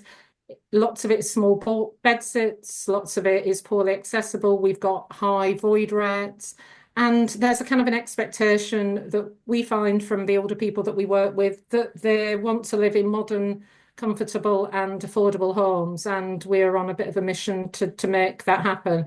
I think we're probably incredibly lucky as a general needs provider at Places for People because our board is really focused on building our supported housing business, which obviously includes the older people's accommodation as well. And while lots of bigger general needs providers we know are moving away from supported housing in general and older people's accommodation, our board at Places for People is very much got aspirations to grow what we do in that sector. Our biggest challenge, probably, as lots of people again have already referenced, is the financial barriers and how we work through what is financially viable and what isn't financially viable. We find that grant funding is typically focused on new builds, obviously, and that makes refurbishment costly for us. And we have to balance our investment across different types of housing. Next slide, please. So in terms of our decision-making process, we take quite a holistic approach to this, and our investment decisions aren't just based on numbers. So we base them around need, sustainability and opportunity. So we're looking at demand. Is there a clear need for this type of housing in the area? We work closely with care support providers in the area. We work closely with commissioners at local authorities. We work closely with leaders in the NHS when we are making those decisions. And it was interesting, people talking earlier about how important it is to be working with the NHS. And we do that at a senior level when we're making decisions, but we also encourage our staff on the ground, our frontline staff, to make those links with their colleagues on the ground in GP surgeries, with the discharge teams in hospitals, with district nurses, with those kind of community connectors on the ground. So we're not just talking to people at a senior level and talking strategy and money. We're also talking at a really low level to make those community connections and make sure that we're delivering what's actually needed in the community. And that seems to work really well. We also assess financial sustainability and viability of the scheme. Can it work in the long run? If we refurbish something, will it fix any core issues we've got? Do we want to consider repurposing or redevelopment instead? And finally, we look at other external factors. Are there funding opportunities from other places, planning flexibilities? or other kind of partnership working and collaborative approaches that can make a project viable where it otherwise might not have been. And we also think strategically, particularly about where older people's housing might fit into the wider picture. The social value it can deliver, we know, is huge. It supports independence, it improves health outcomes, and it reduces those costs to the NHS. And that really is why our board keep investing in the sector, despite the challenges. But we need the right environment to do more. And if we could get that right environment, we've got huge aspirations to do much more. Next slide, please. So Langdale Court in Wellingborough, a couple of our case studies. This was an outdated retirement living scheme that was struggling with demand. I talk here about how it was repurposed into NHS step-down units, and indeed part of it was repurposed into NHS step-down units, but then that became problematic and we couldn't fill. So actually this scheme has been repurposed twice over the last few years. We've got a capital budget that looks, it's called our dynamic capital budget, repurposing budget really, allowing us to kind of look at schemes on an individual basis and be flexible and responsive to the local housing needs. So we've got lots and lots of communal space at Langdale Court, and we're just in the process as we speak of repurposing those so that we will create 5 extra units for older people at Langdale Court. We've thought creatively in how we do that. We've talked to local people on the ground about how that might work and how that might deliver, and we've built and got those strong partnerships with the NHS and local authorities. And we've chosen to go down the route of repurposing with this scheme rather than disposal, which was the other option that was on the table. Next slide, please. And Forder Lane House is in Dartington. It's a 25-bed residential care home that was operated by South Devon Rural Housing Association, which merged with Places for People last year. It was decommissioned as a care home in 2023 because it was no longer financially viable. And it's in the process as we speak of being repurposed into 15 1- and 2-bedroom homes and a 3-bed wheelchair adapted apartment. Again, this is a really mixed, inclusive neighbourhood. We've got next to it a block of flats, which is for young people with learning disabilities. We've got a block of flats, which is just for over 55s. We have a nursery at the back, and we have some family homes as well. So it was really important for us when that care home closed that we made sure that what we were doing fitted in with those kind of local housing priorities. And we've worked really closely with the parish council in particular in how we do that. Next slide, please. So this is going to ensure that that vital housing does remain in the area. And what we're taking here is a kind of an intergenerational approach, even though it's just a small block of flats. So the group of people that will go in there won't just be older people. There will be some older people. There will be the wheelchair adapted accommodation. There will be some family accommodation, and there'll be some accommodation for single people as well. And a lesson for us in this, it's about shaping the housing by the community and that collaboration with, in this case, South Hams District Council and Devon County Council as well. Next slide, please. One more minute. Yeah, I'll be quick, honestly. I'll talk quick. So from our point of view, there's 3 things on there, but there's kind of 4 things that we our ask in terms of what needs to change. Older persons housing needs its own funding allocation. We don't think it should be merged with the existing affordable programmes. That would allow Homes England and us to be more flexible about how we delivered. In terms of the planning reform, local plans need to reflect the need for different types and tenure better. And the guidance for local planning authorities with respect to how the mix of housing in local plans should promote intergenerational communities. And also local authorities should be empowered a bit more to use brownfield sites and small infill sites. They're great for older people. They're near town centres. They're not out on the edge of towns. They're really well connected in terms of infrastructure. Next slide, please. I think I've got to the end just about. Yeah, there we go. Thank you very much. I'm happy to answer any questions when the time. Okay. Great, thanks, Christine. I think that's again really interesting, and there's a comment in the Q&As around somebody really likes the sound of Forder Lane and sees it as a really creative solution to community needs. And the other thing, actually, when you mentioned intergenerational development, I think when we were talking, you were saying that Places for People were going to be doing some work on intergenerational housing. Is that... Well, the next APPG we're sponsoring along with Riverside. So that's just been launched, and we're doing some work on that.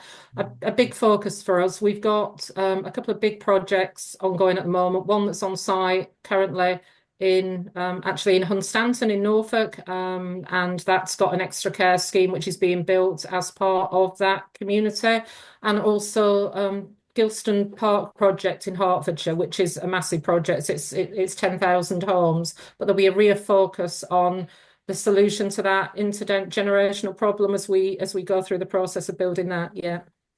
Great, thank you. I think the other sort of thing that I've picked up listening to the three speakers is that very much for the kind of specialists, there's obviously a lot of challenges, and those challenges are there for you as a larger general needs association.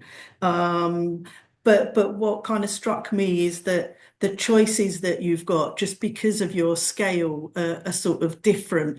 And actually the key thing is having that commitment, and you said that your board and your executive are committed to continuing with supported housing and older people's housing. So I think in a way that is the key sort of difference, actually, because yes, you've got the scale, but not everybody who's got that scale actually uses it and makes those choices. So that's a really interesting sort of point there, I think. Okay. I'm going to hand over to my colleague Abdul now, because we're into the last session. We did manage to answer all the questions, but we've got a couple of new ones there. But I'll hand over to you, Abdul, and maybe we can start with some of the headline Well, actually, questions. yeah, thanks. Just wrapping up on the last session. Again, three excellent and thought-provoking presentation, which really actually gets to the rub of the issue here, because doing nothing or staying as we are is not going to cut it. So, I mean, as we said at the start, the department is very much in listening mode, and hopefully the contributions that we have today will help them listen louder, hopefully. So we're going to now move on to, and actually a lot of the question that was posed in this section have been covered by my colleagues, so I'm really pleased about that. But there was other questions that we received prior to the event, and there was one particular question which I wanted to just open up to the speakers around the plight of private rented, older people in private rented accommodation who, you know, are facing severe uncertainty and insecurity at a time when their income drops, their health needs increases, and it's not clear in terms of who's advocating for them. To be honest with you, I don't think so. There was much of reference to that in the task force report or anywhere else. I know the NHF has done some noises on this front, but who'd like to have a go in terms of where they're going to go for help and support and advice? Bruce. So I think we need more social housing, to be honest. I think, you know, social housing gives real security of tenure, both specialist housing, but also in terms of general housing that's suitable and adaptable for older people. There's a real issue that the private rented sector doesn't want to have adaptations done. There's a whole focus where private landlords don't want adaptations to their properties. So actually they don't want to have older people there. And then the affordability issue, you know, private rents are fine if you're earning a good wage and you've got a good income. When you're on retirement income and you've got a pension and everything else, your income really drops. and then having to pay, the proportion you'd have to spend to stay in that private rented accommodation is huge. So one of the questions that was posed in the chat, in the questions earlier, was about the welfare bill. If you provide more social housing, it's going to help the welfare bill as well. And I think we should be pushing more for more social housing, not just the affordable end of it as well. So more social housing, both specialist and general. That's why I said it's not about fighting for which slice of the cake. The cake as a whole needs to be bigger. And that's where I think we should really push for, because actually there's a myth that older people are all wealthy and they're all going to go into older age with a property. The number of people who are in their 40s and 50s who are homeowners is dropping quite substantially. 20 years' time, they'll be retired. They're not going to start buying a house when they're 50, so they're going to go into retirement without a property asset. And that's going to cause huge challenges for us as a society. This is why we need a national strategy for ageing population, because we've got this tidal wave is coming, and we're almost too late to be starting to address it. So more social rented housing is what we need. Thank you, Bruce. Paul? Building on Bruce's point about more homes, I think there's two other factors whilst we're waiting for that. I think there's a need to be very clear and give a voice and a profile to those living in rented housing, older people, because one of the things I hadn't realised is the level of uncertainty, the continual times people are moving. So older people are constantly in motion because tenancies end, landlords move them out. There's a whole uncertainty for people, which can just no lifestyle for people to have. And I think also guidance, where to turn, who to get advice from. I think, again, something where people feel as if there's somebody who can help them and give them some form of steer. I think, again, whilst we're looking to get the new build, I think we need to recognise the problem and see what we can do to try and help support and assist people until we do have that new provision. Great. Juliet, you've got your hand up as well. Do you want to? Yeah, thank you.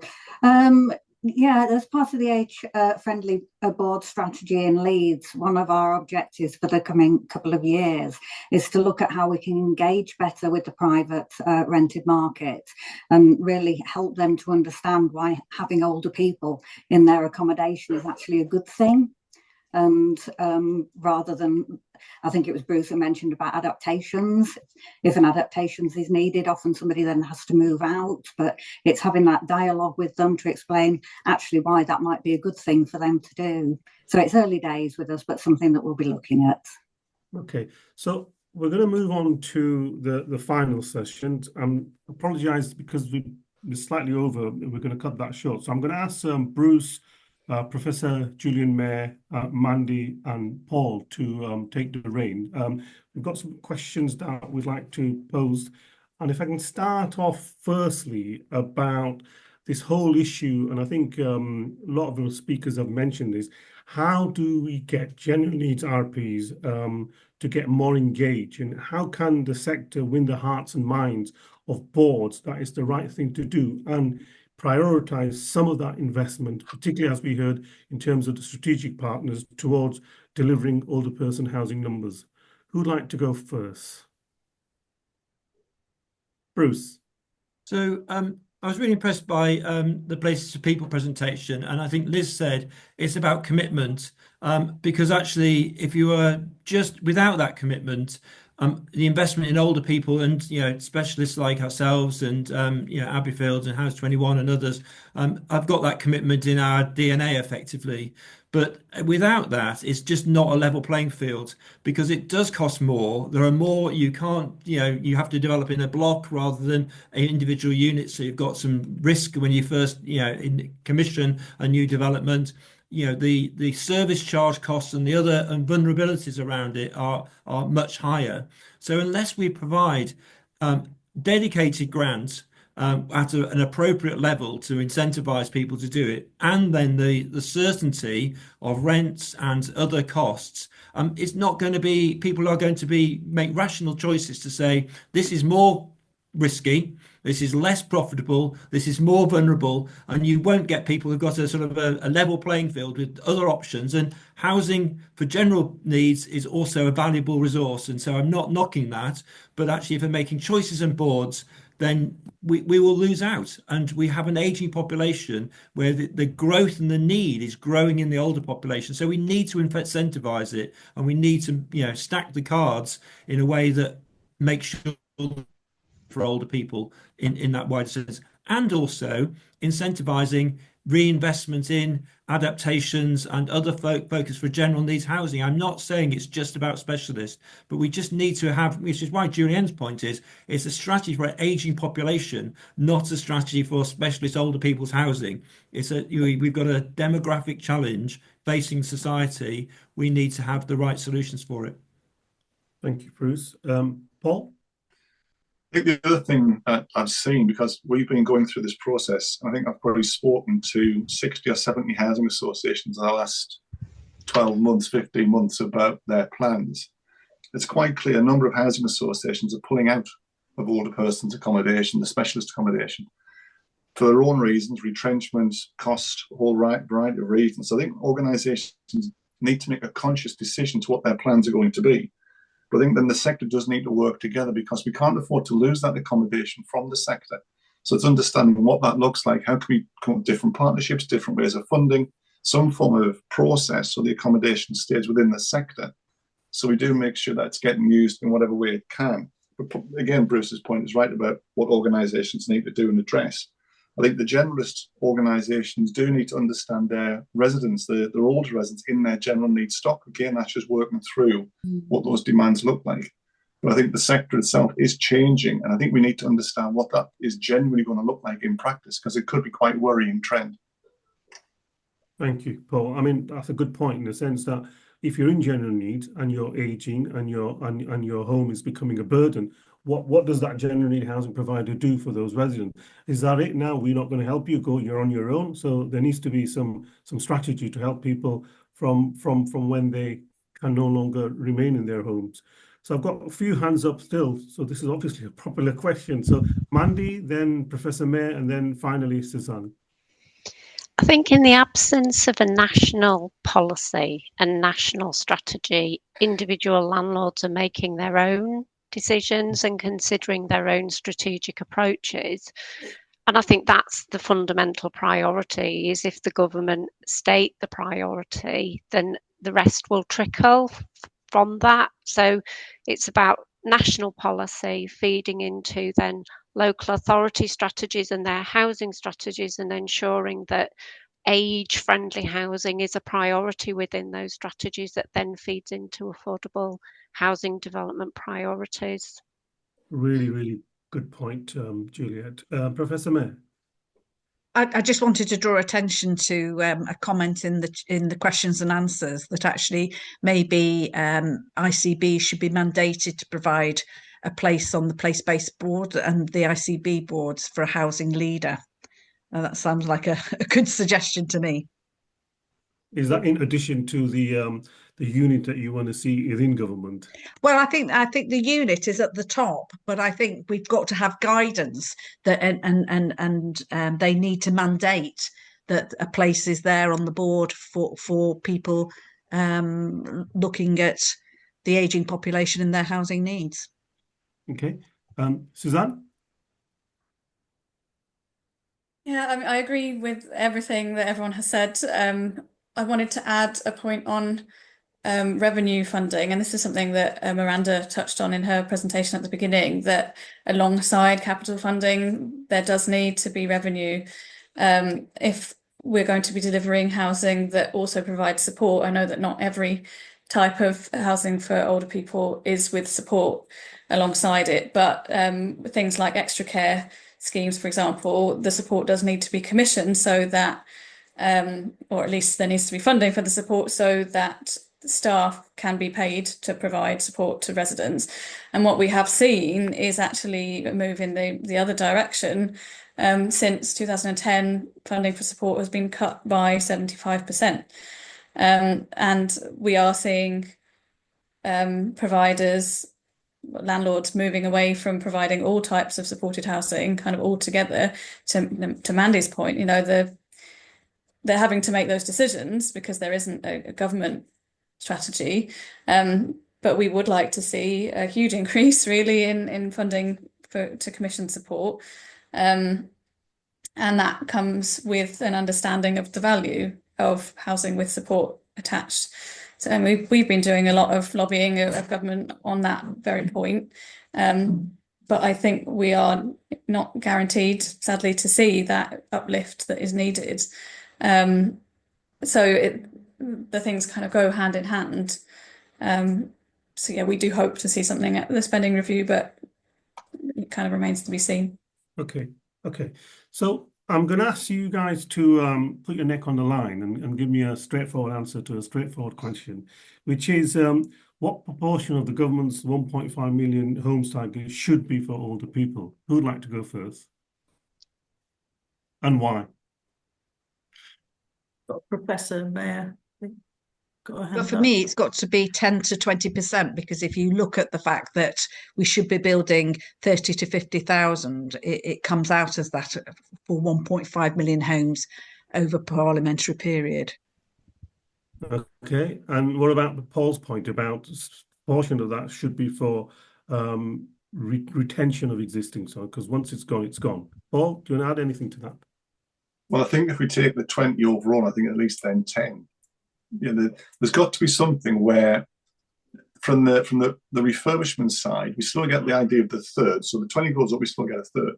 But I'd like to see refurbishment also seen as a priority, not just the new build side, because we do lose assets as a result. And I think the case for the collateral benefit that comes from older persons housing is a very, very strong case. I think we'll probably make more of that actually as well. Okay, and Suzanne, to achieve that, how are you going to get more providers, a housing association to take up the mantle? Well, I think that, as what Bruce was saying earlier, there need to be incentives. There needs to be a strategy from government for a start that shows that the government is behind this type of housing and behind the providers of this type of housing. But then there are lots of problems really that need to be solved, such as capital funding and support funding. But at the same time, it can be that you get the right person in the right place at the right time who has the ambition. So I guess, yeah, spreading the word about kind of what or how it is possible to deliver this type of housing, because, as Bruce said, it is, it's complex. So there needs to be more knowledge about how to do it. So I would say that kind of spreading the word as well as trying to break down those barriers. Yeah. And Bruce, you mentioned that 80% of the funding is being directed towards the strategic partners, yet their delivery of older person supported housing is negligible. So the status quo cannot continue. It can't, but I think the challenge is that the need is huge. But if we focus just on the 1.5 million units, we will build the wrong type of accommodation. We will build young people's starter accommodation units, which haven't got longevity, aren't in the right place, doing the right thing. And I think it's got to have quality alongside the number. And I think the danger we face is that there isn't a national strategy for housing an aging population, and therefore we're just in a numbers game. And that is going to be that's a recipe of disaster, to be honest. And so I think unless we make the case for a housing strategy for an aging population, and that we are going to have a real problem in our hands. I agree with Julianne that 20% would be a great target to have. Even 10% committed of the Homes England's programme, absolutely nailed down for older people's provision, would be okay to hold us where we are. But where we are is inadequate response to what we're facing.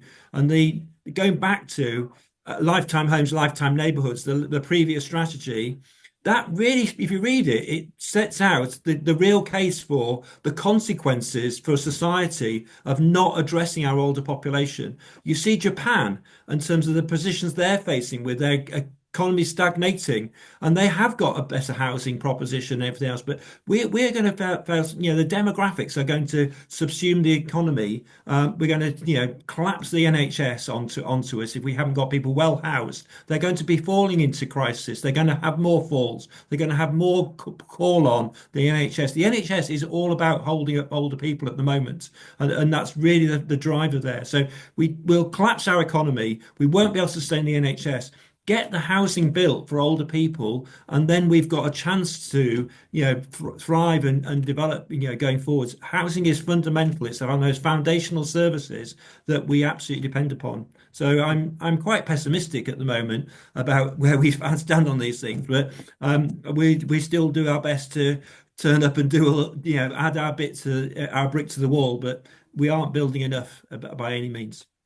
I think I'm going to have to draw this to a close. We could have gone on for another hour or so. Liz, final thoughts?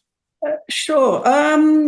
Just to say thank you to everybody who's put questions to us, and we've tried to answer as many of those as we can.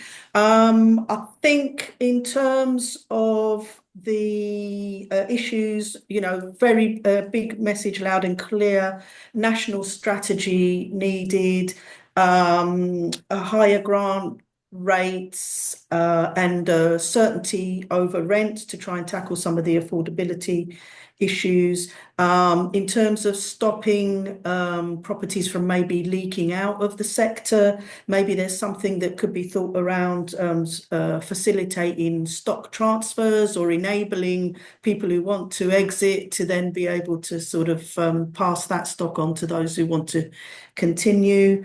We've talked about revenue funding, so a whole range of issues.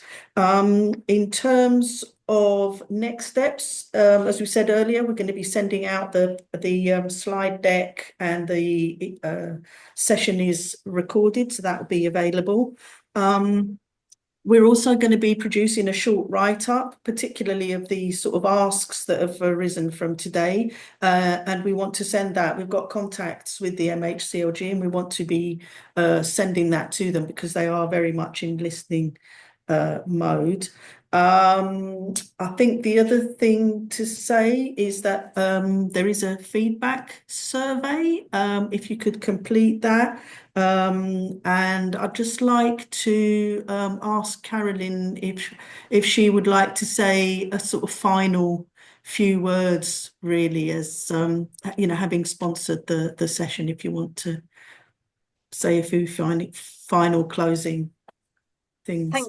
Thank you very much. I mean, it's what I've heard today certainly emphasises that, there are a lot of opportunities for us to help support organisations that are delivering the much needed housing.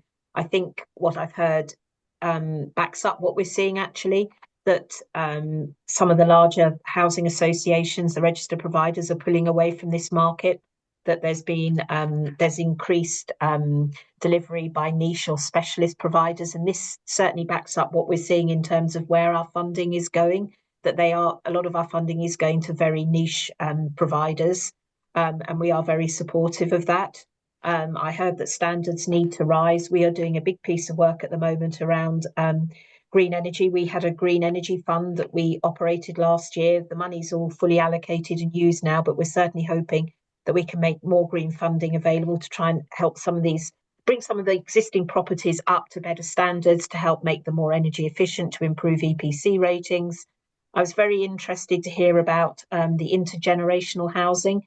We are working with an organisation at the moment which is in the nursery space, but they are looking at doing some sort of intergenerational development where they will combine a nursery with older people or supported living housing. So it's going to be really interesting to see how that area of work expands. And the other thing I think I would just flag up is that we're seeing more private landlords moving towards supported housing, mostly for those with found multiple learning difficulties, but in some cases into the older people space. I think they see better and safer returns there. But I think, everything I've heard reflects what we're seeing on the ground, and it just shows there is such a demand for the funding we have available, albeit it's loan funding rather than the much needed grant money and grant at higher rates. But thank you, and I'm really pleased we've been able to support this really useful conference. Thank you. Thanks, Abdul. I don't know if you want to say anything to close. Final thoughts. What a great line of panelists that we've had today. I really wanted to thank all of you for spending time and giving thought to this issue, because I think as we said at the start, the fact that we're in this sweet spot where hopefully ears are wide open and government is listening, that we've made a valuable contribution to that conversation. Thanks to Charity Bank, as we've said already, for their support and input. We in Abbeyfield work very closely with Charity Bank, and it's nice to see some of those examples being reflected in what they think of older persons delivery.